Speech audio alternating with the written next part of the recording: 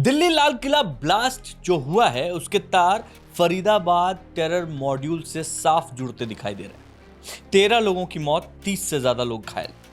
इस car blast की गुत्थी को समझाने की कोशिश कर रहा हूं और पुलिस के जो नए एंगल हैं, जो सुराग मिल रहे हैं, वो सब आपके सामने रखने जा रहा हूं। सूत्रों की माने तो दिल्ली कार ब्लास्ट एक फिदायीन हमला था। आरोपी कौन? डॉक्टर उमर मोहम्मद। खुद को उड़ा लिया। सीसीटीवी फुटेज में उसका एक हाथ मिला हुआ है, कटा हुआ, और वही इकलौती चीज है जिससे डीएनए टेस्ट कराया जाएगा। तस्वीर साफ होगी कि उसने खुद को उड़ाया था या फिर कुछ और मामला था। लेकिन सूत्रों की माने तो जो उसके 3 साथी पकड़े गए हैं, उनको पकड़े जाने के बाद डॉक्टर उमर डरा हुआ था। उसको जल्दी से कुछ करना था इससे पहले कि वो पकड़ा जाए, क्योंकि उसका टेरर मॉड्यूल जो था वो पर्दाफाश, उसका पुलिस ने पर्दाफाश कर दिया था।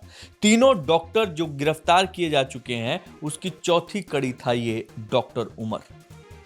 इन चारों की एक बड़ी प्लानिंग थी। क्या थी वो बड़ी प्लानिंग? क्या उमर ने अपने साथी डॉक्टरों के पकड़े जाने पर हड़बड़ी में यह अटैक कर डाला? कई सवाल उठ रहे हैं। दरअसल दिल्ली के लाल किले के पास जो कार ब्लास्ट हुआ, उसमें सूत्रों की माने तो ये जो डॉक्टर उमर था वो बहुत खौफजदा था। वो अपनी गिरफ्तारी पर भी खौफजदा था, और जो 3 पकड़े गए उसको ये भी डर था कि कहीं ऐसा ना हो कि इनके साथ मैं और मेरे साथ ये पूरा का पूरा जो बारूद उसके पास था, ये सब कुछ पकड़ लिया जाए। i20 कार लेकर जो वो फिदायीन हमले के लिए माना जा रहा है, उसमें डॉक्टर उमर ने खुद को उड़ा लिया। अभी तक की थ्योरी यही है। फरीदाबाद में एक मेडिकल कॉलेज है, अल फलाह, वहीं पे तैनात था वो। गिरफ्तारी का डर उसके ऊपर भी था। आनन फानन में ये सारी चीजें की गई, ऐसे सूत्र बता रहे हैं। अमोनियम नाइट्रेट इसकी सप्लाई करता था अपने उसमें, और इसके लॉजिस्टिक्स में कई लोग शामिल थे, उसमें से एक वो भी था, ऐसा सूत्रों का कहना है। एक दूसरे से इन चारों डॉक्टर्स के कनेक्शन जुड़े हुए थे।